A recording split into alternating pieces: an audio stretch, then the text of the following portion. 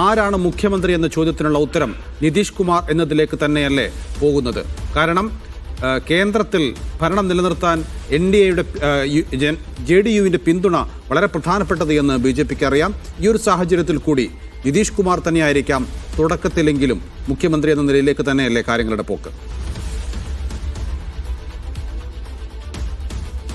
തുടക്കത്തിൽ ഒരു 2 വർഷമെങ്കിലും നിതീഷ് കുമാറിനെ മുഖ്യമന്ത്രിയാക്കി മുന്നോട്ട് കൊണ്ടുപോകാനുള്ള രീതിയിൽ തന്നെയാണ് അവർ മുന്നോട്ട് പോകുന്നത്. കാരണം JDUവിനെ ഒഴിവാക്കി നിർത്തിയാൽ LJPക്കും അല്ലെങ്കിൽ മറ്റു പാർട്ടികളും ചേർന്നുള്ള ഒരു സീറ്റ് ലീഡ് അന്തിമമായിട്ട് വന്നിട്ടില്ല, ഒരു വിജയം അന്തിമമായിട്ട് പ്രഖ്യാപിച്ചിട്ടില്ല. ഇതുവരെയുള്ള ഒരു ലീഡിനനുസരിച്ചാണെങ്കിൽ ഒരു 119 സീറ്റ് എന്നതിൽ മാത്രമാണ് എത്തിച്ചേരാൻ കഴിയുന്നത്. JDUവിനെ ഒഴിവാക്കിയാൽ 122 കേവല ഭൂരിപക്ഷത്തിലുള്ള മാന്ത്രിക സംഖ്യ. അതുകൊണ്ട് JDUവിനെ പൂർണ്ണമായി ഒഴിവാക്കി നിർത്തിക്കൊണ്ട് നിതീഷ് കുമാറിനെ മാറ്റി നിർത്തിക്കൊണ്ടുള്ള ഒരു സർക്കാർ രൂപീകരണം സാധ്യമല്ല. മാത്രമല്ല, ഈ തേജസ്വി യാദവിനെ മുഖ്യമന്ത്രിയായി പ്രഖ്യാപിച്ച ആ സമയത്ത് തന്നെയാണ് ഇവർ കൃത്യമായി പറയുന്നത് അമിത്ഷായോട് PTAയുടെ അഭിമുഖത്തിലാണ്, അല്ലെങ്കിൽ അതുകൂടാതെ അദ്ദേഹം ബീഹാറിൽ എത്തിയ സമയത്താണ് ചോദിച്ചത് അടുത്ത മുഖ്യമന്ത്രി ആരാണെന്നുള്ള കാര്യം. അത് നിതീഷ് കുമാറിൻ്റെ പേര് പറയാതെ നിതീഷ് കുമാർ നയിക്കും, നിതീഷിൻ്റെ പേരിലാണ് ഞങ്ങൾ വോട്ട് ചോദിക്കുന്നത് എന്നൊക്കെയായിരുന്നു അമിത്ഷാ പറഞ്ഞത്. ഇതിൽ വളരെയധികം നീരസം നിതീഷ് കുമാറിനുണ്ടായിരുന്നു. നിതീഷ് കുമാർ പത്രിക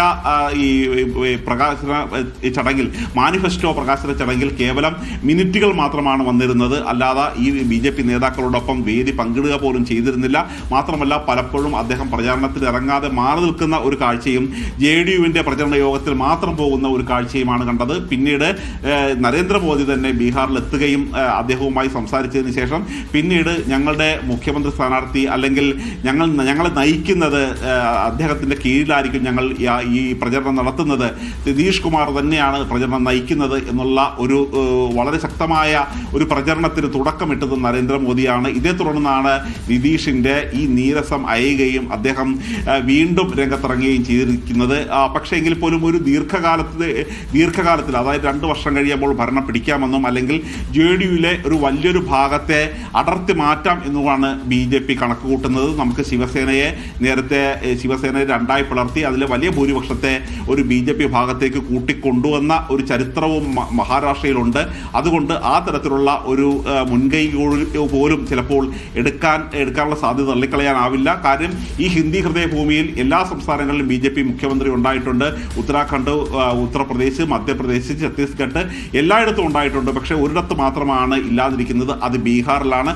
അതുകൊണ്ട് ബീഹാറിൽ ഒരു മുഖ്യമന്ത്രി ഉണ്ടാകുക, ചരിത്രത്തിൽ ആദ്യമായി ഒരു മുഖ്യമന്ത്രി BJPക്ക് ഉണ്ടാകുക എന്നുള്ളത് BJPയുടെ വലിയ ആഗ്രഹവും താല്പര്യവുമാണ്. അതുകൊണ്ട് തന്നെ തൽക്കാലം നിതീഷിനെ മുഖ്യമന്ത്രിയായി വാഴിച്ചാൽ പോലും ദീർഘകാല ലക്ഷ്യം എന്ന നിലയിൽ അവിടെ BJP മുഖ്യമന്ത്രിയിലേക്ക് തന്നെയാണ് കാര്യങ്ങൾ നീക്കുന്നത്.